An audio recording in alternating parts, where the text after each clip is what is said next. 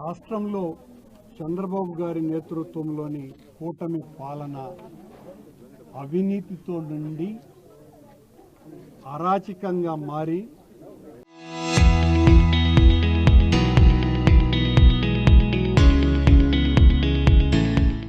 దౌర్జన్యాలు, దోపిడీలు, లాకప్ డెత్తులు ఇలా 3 పువ్వులు 6 కాయలతో శోభాయమానంగా నడుస్తున్నది. చంద్రబాబు గారే చెప్పేటువంటి నీతులు, శుద్ధులు ప్రతిరోజు పాఠంలాగా ఆయన ప్రజలకందరికీ కూడా చెబుతూ చేసేటువంటి కార్యక్రమాలు ఆయన దగ్గర నుంచి కింది స్థాయి తెలుగుదేశం జనసేన పార్టీ నాయకుల వరకు ఈ రాష్ట్రాన్ని యథేచ్ఛగా దగ్గులు, పిండారులు ఆ కాలంలో ఏ రకంగా అయితే దోపిడీలు, దొంగతనాలు చేశారో వాళ్ళకంటే మిన్నగా, లెస్సగా వాళ్ళ ఇష్టానురీతిలో అడ్డుకునేవాడు ఎవ్వడు లేకుండా లైసెన్స్ ఇచ్చేశారు మాకు అన్నటువంటి ధైర్యంతో రాష్ట్రాన్ని లూటీ చేస్తున్నారు. అది ఒక్క నియోజకవర్గం అని కాదు, రాష్ట్రంలో ఏ నియోజకవర్గమైనా ఏ కూటమికి సంబంధించినటువంటి ఎమ్మెల్యే అయినా వాళ్ళ నాయకులైనా అక్కడ ఇసుకను ఉప్మా పిండి నమిలినట్టు నమిలేస్తున్నారు. గ్రావెల్ కావచ్చు, ఎర్రచందనం కావచ్చు, అది ఏదైనా సరే ఆదాయ వనరుగా ఉన్నటువంటిది పొలంతో సహా, పొలాలైతే ఇంకా కేకులు కోసుకున్నట్టే వాళ్ళ ఇష్టం వచ్చినట్టుగా వీళ్లకు జిల్లా రెవెన్యూ ముఖ్య అధికారులంతా కూడా పెద్ద ఎత్తున సహాయం చేస్తున్నారు అని లోకం కోడై కూస్తున్నది. తిరుపతి జిల్లాలోనే చాలా నియోజకవర్గాలలో ఇసుక, అలాగే గ్రావెల్, గ్రానైట్ ఇలాంటి దోపిడీ ఎన్నడూ లేనంతగా సాగుతున్న దానికి కారణం జిల్లాలో ఉన్నటువంటి ముఖ్య అధికారులు కమిషన్లు కొట్టి వీళ్లకు రెడ్ కార్పెట్ వేయటంతోనే ఈ రకంగా జరుగుతోంది అని ప్రజలందరూ కూడా అనుకుంటున్నటువంటి మాట. ఇది సిగ్గుపడాల్సినటువంటి అంశం. గంజాయి, మాదక ద్రవ్యాలు ఇష్టం వచ్చినట్టుగా కూటమికి సంబంధించినటువంటి నాయకులు వ్యాపారాలు చేస్తున్నా అవన్నీ కూడా వైఎస్ఆర్ కాంగ్రెస్ పార్టీ నేతల మీద నెట్టేసి వాళ్లకు కావలసినటువంటి పచ్చ మీడియాలో పచ్చగా రాసేస్తూ మా మీద, మా నాయకుల మీద రాష్ట్రమంతా కూడా 1000 తలల నాగులు విషం చిమ్మినట్టుగా జగన్మోహన్ రెడ్డి గారి మీద, వైఎస్ఆర్ పార్టీ నాయకుల మీద విషం చిమ్ముతూ ఈ కూటమి నాయకులు ఈ రాష్ట్రాన్ని బోడి చేస్తున్నారు. పూర్తిగా వ్యవస్థను చేస్తున్నారు. ఈ రాష్ట్రంలో ఖజానా ఒకవైపున ప్రభుత్వ అధికారులు, ప్రభుత్వ నేతలు లూటీ చేస్తుంటే ప్రజల ధన, మాన, ప్రాణాలను కూటమి నాయకులు లూటీ చేస్తున్నారు. ఇది పరిస్థితి.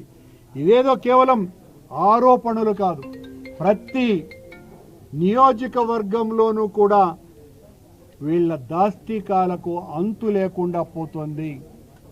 ఎక్కడ చూసినా అవినీతి, దౌర్జన్యం, సాక్షాత్తు సామాన్య ప్రజలకు తమ ప్రాణాలకే ముప్పుగా ఉండేటువంటి పరిస్థితి.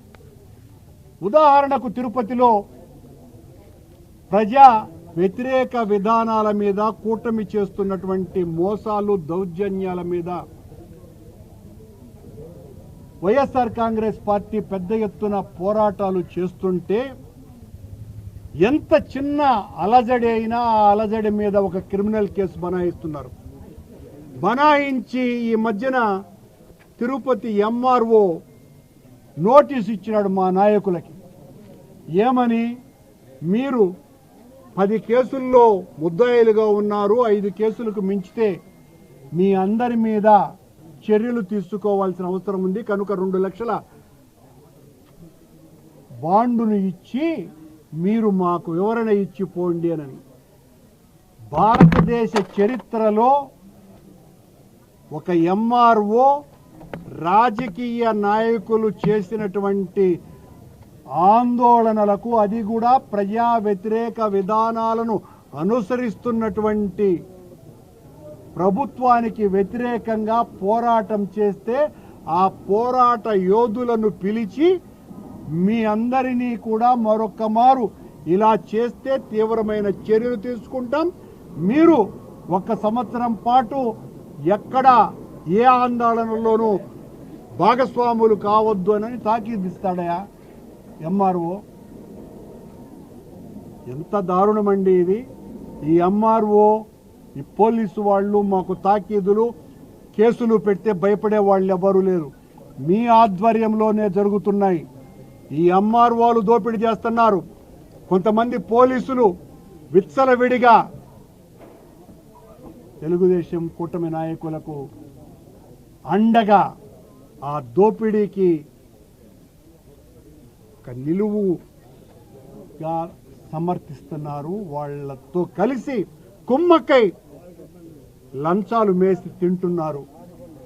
ఇంత ప్రజా వ్యతిరేకమైనటువంటి నిర్ణయాలు, ఆలోచనలు, ఆచరణ, దోపిడీ జరుగుతూ ఉంటే వైఎస్ఆర్ కాంగ్రెస్ పార్టీ చూస్తూ ఊరుకోదు. తిరగబడతాం. ప్రాణాలకైనా తెగించి ప్రజల పక్షాన నిలబడి ప్రజల కోసమని ఎంతకైనా కూడా పోరాడతామని ఈ సందర్భంగా తెలియజేస్తున్నా. ఎక్కడ చూసినా, ఏ వీధిలో చూసినా ఈ స్థలం మాది, ఖాళీగా స్థలం ఉంటే ఆ స్థలం మీద కూటమి నేతల కన్నే. అది పట్టణమా పల్లె అన్నటువంటి తేడాలేమీ లేవు. ఇక్కడ ఖాళీగా స్థలం ఉంటే అప్పణంగా దోచుకుందాము అనేటువంటి ఆలోచనలో ఉన్నారు. ఇంకా 3 ఏళ్లే మేము అధికారంలో ఉండేది. ఈ 3 ఏళ్లు కనపడ్డటువంటి స్థలాన్నంతా కూడా కబ్జా చేద్దాం, కనపడ్డటువంటి వ్యతిరేకులందరి అంతము చూద్దాం. ఇలా వీళ్ళ పాలన సాగుతున్నది. ఈ పాలనకు వ్యతిరేకంగా ఎంత దూరమైన ఉద్యమాలు చేస్తూనే ఉంటామని హెచ్చరిస్తున్నాం. ఈ స్పెషల్ ఇంటెన్సివ్ రివిజన్ ద్వారా ఓటర్లందరూ తమ తమ బూతుల్లో ఉన్నటువంటి ఓట్లను కాపాడుకోవాల్సినటువంటి అవసరం ఉంది. దీనికి వైఎస్ఆర్ కాంగ్రెస్ పార్టీ తగు శిక్షణనిచ్చి ఆయా బూతులకు బిఎల్ఏలను సిద్ధం చేసి బిఎల్ఓలతో అటాచ్ చేశారు. ఇప్పటికే 80% వరకు ఎన్యూమరేషన్ ఫామ్స్ అన్నింటినీ కూడా బిఎల్ఓలు, బిఎల్ఏలు ఆయా పోలింగ్ బూత్ పరిధిలో ఉన్నటువంటి ఓటర్లకు చేర్చారు. ఇక చేయాల్సిందల్లా కూడా ప్రజలు ఆ ఎన్యూమరేషన్ ఫామ్స్ని ఫిలప్ చేసి జూలై 15వ తారీఖు లోపల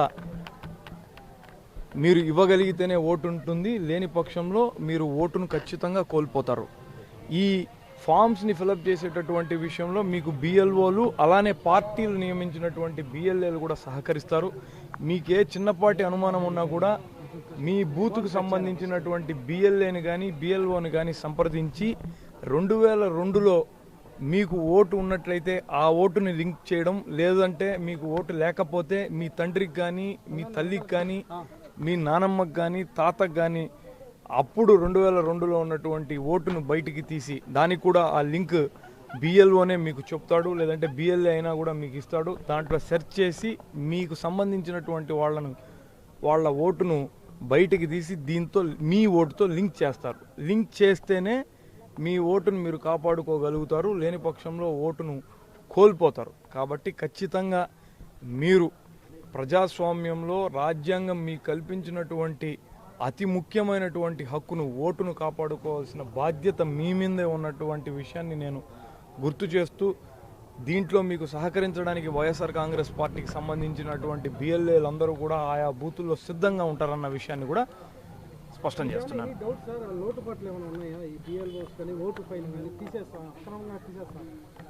తెలుగుదేశం పార్టీ వాళ్ళు వైఎస్ఆర్ కాంగ్రెస్ పార్టీకి సంబంధించినటువంటి ఓట్లను తొలగించే అవకాశం మెండుగా ఉన్నాయన్నటువంటి ప్రచారం జరుగుతోంది. దానికి తగ్గట్టుగా వాళ్ళు కొన్ని యాప్లు డిజైన్ చేసుకున్నారు. బూతుల మీద వైఎస్ఆర్ కాంగ్రెస్ పార్టీ బిఎల్ఏలు తిరిగినట్టుగా టీడీపీ వాళ్ళు తిరగడం లేదు. వాళ్ళు చెప్పేది ఏంటంటే చివరకు మేము ప్రభుత్వంలో ఉన్నాము, ఈ లిస్ట్ అంతా కూడా మా చేతికే వస్తుంది, మేము ఆడిందే ఆట పాడిందే పాట అన్న ధీమాతో ఉన్నట్టుగా సమాచారం అందుతోంది.